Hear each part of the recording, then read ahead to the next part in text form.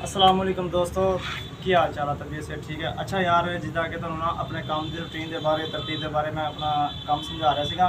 हुणे देखो जी, मसाला वगैरह तैयार कर लिया वा, गिला मसाला तैयार करके हुणे ये वाबरेटर लाइन कहते हैं, इसका नाम आ वाबरेटर। ठीक है, हुणे इन्हूं चलावांगे और अल्लाह खैर करे हुणे यानी कि ये भराई करके फिर फर में रखांगे तो साड़ी दिहाड़ी लगती है। ठीक हो गया। और अल्लाह खैर करे हुणे देखो जी, जिस तरीके नाल भराई करांगे, जिस तरीके नाल फर में भरांगे फिर तुहानू दिखावांगे। ये हाथ नाल मशीन चलाई दी है, हाथ नाल रंग बनाईदा इसदा। ये देख सकते हो सारे जगह मशीन चला रहे।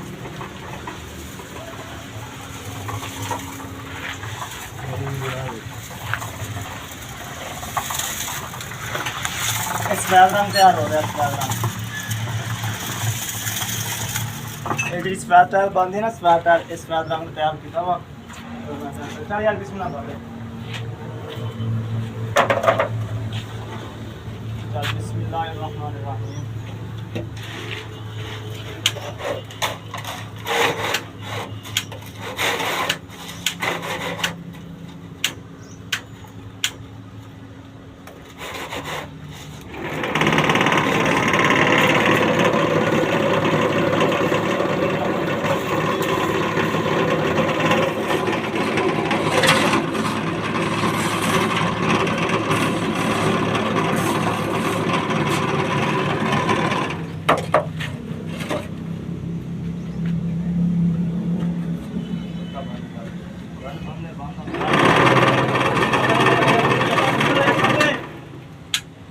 सही सी की